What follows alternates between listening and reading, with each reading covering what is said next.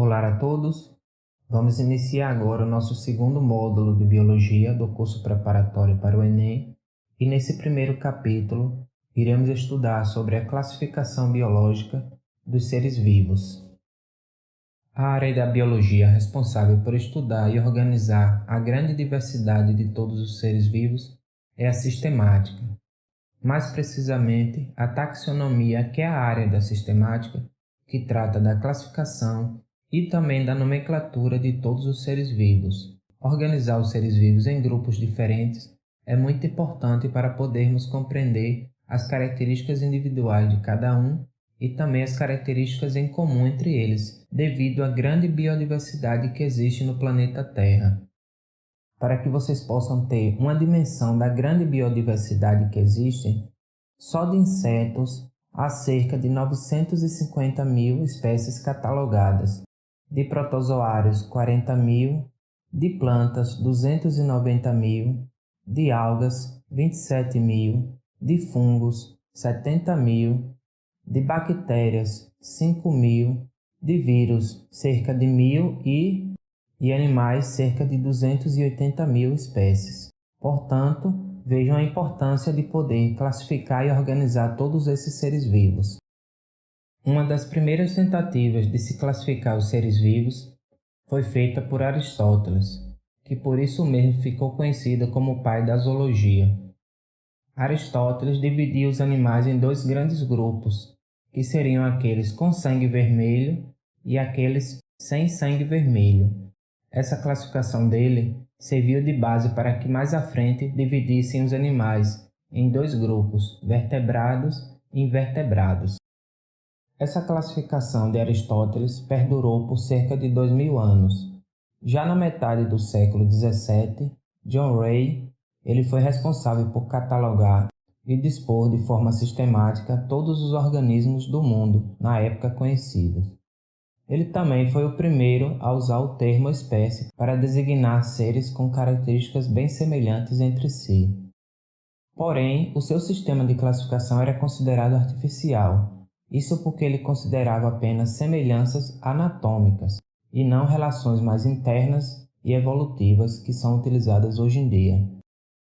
Somente no século XVIII, os cientistas começaram a utilizar os sistemas de classificações naturais, ou seja, sistemas de classificação que têm origem na morfologia, na fisiologia, na ecologia e também, principalmente, na embriologia dos seres vivos. Esse sistema de classificação ele possui duas vantagens em relação aos anteriores. Os organismos eles ficam organizados em grupos por semelhanças, utilizando critérios biológicos e não apenas anatômicos, como, por exemplo, classificar os animais em animais voadores, aquáticos e terrestres. Além disso, os organismos são divididos com base nas relações evolutivas, que nós chamamos de filogenia. Inclusive, os modernos sistemas de classificação utilizam exatamente a filogenia como critério básico de classificação. O responsável por desenvolver um modelo de organização eficiente para organizar e classificar os seres vivos foi o médico, naturalista e professor Carl Linné, mais conhecido como Linneu. Em 1735, Linneu desenvolveu um sistema de classificação que estabelecia categorias taxonômicas hierárquicas, ou seja, organismos são incluídos de acordo com a quantidade de semelhanças entre si. Seu sistema, que ficou conhecido como sistema natural, serviu de base para o sistema atual de classificação. A taxonomia ela está baseada num sistema de gradação, que engloba grupos de seres vivos com características cada vez mais gerais se partirmos do particular. As categorias taxonômicas elas estão ordenadas de forma hierárquica e procuram medir o maior grau de parentesco evolutivo existente entre os seres vivos de cada uma delas, ou seja, os grupos são organizados com características mais semelhantes e de maior grau de parentesco evolutivo. Esses grupos vão então sendo organizados em outros grupos com características mais gerais, e assim em diante. Portanto, partindo da unidade básica de classificação biológica, que é a espécie, nós vamos formando grupos cada vez mais complexos. Dizemos que a espécie é um grupo de organismos muito semelhantes entre si e que possuem a mesma quantidade de cromossomos, que habitam a mesma região geográfica e que, ao cruzarem entre si, geram descendentes férteis. Com isso, mesmo que algumas espécies possam cruzar entre si e gerar algum tipo de descendente, esse descendente tem que ser fértil. E eles também precisam habitar a mesma região geográfica. Por exemplo, os leões, eles habitam as savanas africanas. Os tigres são animais de origem asiática, portanto, eles não habitam a mesma região, por isso não são considerados da mesma espécie. Além disso, em cativeiro observou-se que o cruzamento entre tigres e leões pode gerar descendentes, porém esses descendentes são estéreis. Com isso, nós dizemos que tigres e leões são de espécies diferentes. Para dar nome à espécie, é necessário seguir algumas regras. Por exemplo, os nomes das espécies eles devem estar em latim. Além disso, no texto eles devem estar destacados, como itálico, negrito ou sublinhado. O nome da espécie ele é sempre binomial, ou seja, formado por dois nomes. O primeiro nome é o nome do gênero e ele é um substantivo. Portanto, a primeira letra dele deve ser sempre em maiúsculo. O segundo nome é o nome da espécie em si, que é adjetivo, e deve sempre começar com letra minúscula. Portanto, o nome da espécie ele deve ser formado por dois nomes.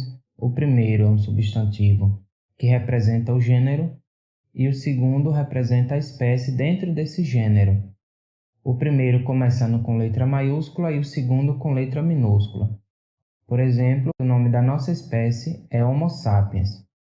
O Homo representa o nosso gênero e o sapiens em si representa a nossa espécie, formando então Homo sapiens. Algumas espécies também possuem certas características que distinguem uns indivíduos dos outros, como por exemplo os cães, que possuem grande variedade entre eles. Para identificar essas variações é que nós utilizamos o conceito de subespécie. Se alguma espécie possui subespécie e quisermos identificar, nós iremos colocar o nome da subespécie depois do nome da espécie e com inicial minúscula. E caso aconteça de um gênero possuir também subgêneros, nós iremos colocar esse subgênero entre parênteses e com inicial maiúscula. Por exemplo, a Rhea america alba, que é o nome para a ema branca, ou ema albina. Também outro exemplo, Anopheles niçorhynchus darlandi, que é o mosquito prego. Além do conceito de espécie, nós também utilizamos outros 6 grupos básicos de classificação, formando então um total de 7. As espécies com características em comum, eles constituem o que nós chamamos de gênero. Um grupo de gêneros pode constituir uma família. Essas famílias formam uma ordem. As ordens se agrupam para formar uma classe e um conjunto de classes forma um filo. E ao conjunto de vários filos forma-se então um reino. Temos então 7 categorias taxonômicas fundamentais, que em ordem decrescente de grandeza estão conceituados no quadro a seguir. Vejam no quadro que o maior grupo taxonômico é o reino, que abarca todos os outros, e o menor é a espécie. Portanto, um grupo de espécies forma um gênero, grupo de gêneros forma família, grupo de famílias forma ordem, grupo de ordens forma classe, grupo de classes forma um filo e o grupo de filos forma um reino.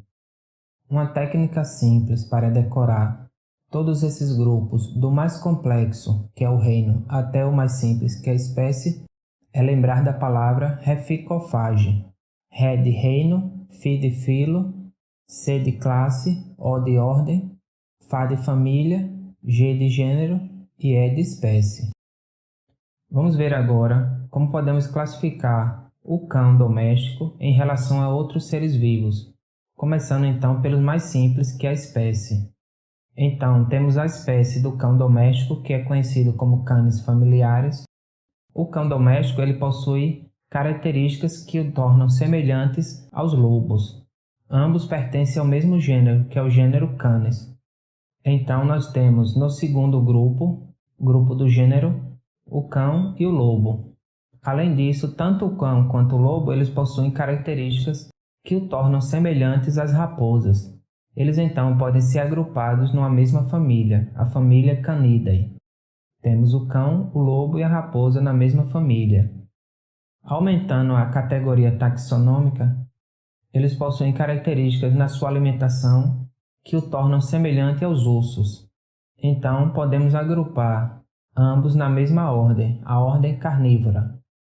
Avançando mais, tanto o cão, quanto o lobo, quanto a raposa, quanto o urso, eles possuem características semelhantes ao homem, ao ser humano. Todos eles possuem glândulas mamárias, todos eles possuem pelos corporais, além de outras características. Portanto, podemos agrupar todos eles numa mesma classe, a classe dos mamíferos. Avançando mais ainda em relação à classe, tanto o cão, o lobo, raposa, urso e o ser humano, além do sapo, eles possuem uma estrutura óssea que é sustentada por um grupo de ossos chamados vértebras. Portanto, podemos classificá-los em um subfilo em comum, que é o chamado subfilo dos vertebrados. Temos o cão, o lobo, a raposa, o urso, o homem e o sapo, todos eles possuem coluna vertebral. Além disso, todos eles no desenvolvimento embrionário, no início da sua formação, possuem uma estrutura chamada notocorda, assim como a assídua também. Então todos eles pertencem ao mesmo filo, que é o filo dos cordados.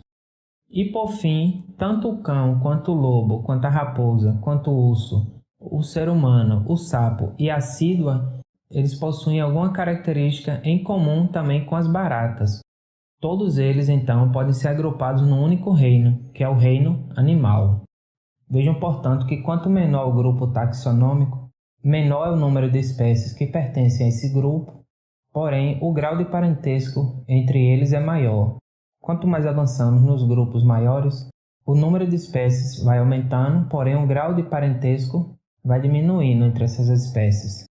Portanto, o reino é a categoria mais abrangente e a espécie é a categoria mais particular entre eles.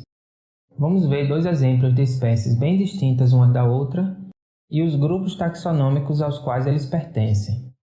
São eles o ser humano, a nossa espécie, e o pau-brasil. Começando pelo reino. O ser humano pertence ao reino Metazoa, também conhecido como reino animal, enquanto o pau-brasil pertence ao reino Metáfita, conhecido como reino vegetal, ou Plantae. Descendo para o filo, o ser humano pertence ao filo dos cordados, como nós já vimos, enquanto o pau-brasil pertence ao filo dos traqueófitas. Descendo para a classe, o ser humano pertence à classe mamália, que são os mamíferos, enquanto o pau-brasil pertence à classe Angiospermae, também conhecido como angiospermas. Descendo de classe para a ordem, o ser humano pertence à ordem dos primatas, enquanto o pau-brasil pertence à ordem dos dicotiledôneos. Descendo então de ordem para a família, o ser humano pertence à família dos hominídeos, enquanto o pau-brasil pertence à família dos papilionáceos. Descendo de família para gênero, o ser humano pertence ao gênero Homo, enquanto o pau-brasil pertence ao gênero Caesalpinia. E por fim chegamos à espécie. O homem é representante da espécie Homo sapiens, enquanto o pau-brasil é pertencente à espécie Caesalpinia equinata. Vejam, portanto, que o nome da espécie está relacionado ao gênero e à espécie mesmo em si. Temos agora um outro exemplo, dessa vez de um ave. Eles pertencem ao reino animal, ao filo dos cordados, à classe das aves, à ordem dos passeriformes, à família dos traupídeos e o gênero é o gênero Tangara.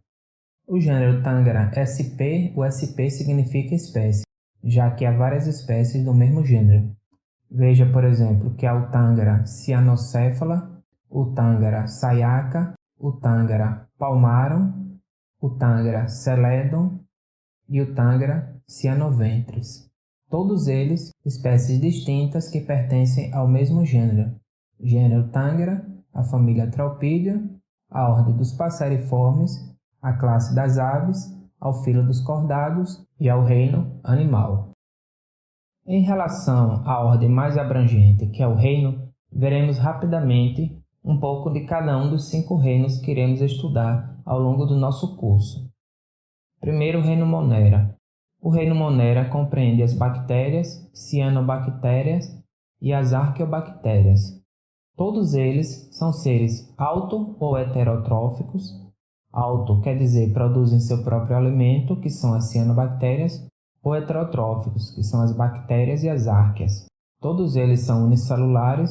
Além disso, eles são o único reino que pertence ao reino dos procariontes. O reino protoctista, ele inclui os protozoários, que são seres eucarióticos, unicelulares e heterotróficos, ou seja, que não conseguem produzir seu próprio alimento. E também as algas, que são seres eucarióticos, unicelulares ou pluricelulares sem tecido e autotróficos fotossintetizantes. O reino fungi é aquele que abriga os seres conhecidos como fungos, mofos, bolores e leveduras ou levedos. Todos são eucariontes, heterotróficos por absorção, ou seja, eles absorvem o alimento do meio. Eles podem ser unicelulares ou pluricelulares, porém os pluricelulares eles não formam tecido organizado. Exemplo de fungos unicelulares são as leveduras e pluricelulares são os chamados cogumelos. O reino Plantae, ou Metáfita, ele compreende as plantas, que são seres eucariontes, autotróficos fotossintetizantes e todos eles pluricelulares. O que caracteriza este reino é o fato de seus representantes formarem embriões que no início de seu desenvolvimento retiram alimento da planta genitora. Antigamente, as algas faziam parte desse reino, porém, os cientistas perceberam que as algas não formam esses embriões dependentes da planta mãe. E por fim, o reino Animalia ou Metazoa, que é o reino que compreende os animais, que são seres eucariontes, heterotróficos por ingestão e pluricelulares. Todos eles apresentam no início do desenvolvimento embrionário um estágio chamado blástula, que depois irá desenvolver originando outro estágio chamado gástrula, que originará então todos os tecidos presentes no animal adulto. Esse assunto será estudado com mais detalhes no capítulo sobre embriologia. Além de todos esses exemplos que nós citamos, temos também os vírus, que são uma exceção à regra, pois eles não são formados de células. Lembre-se que nós estudamos que todo ser vivo é formado de célula. Portanto, o vírus ele é uma exceção.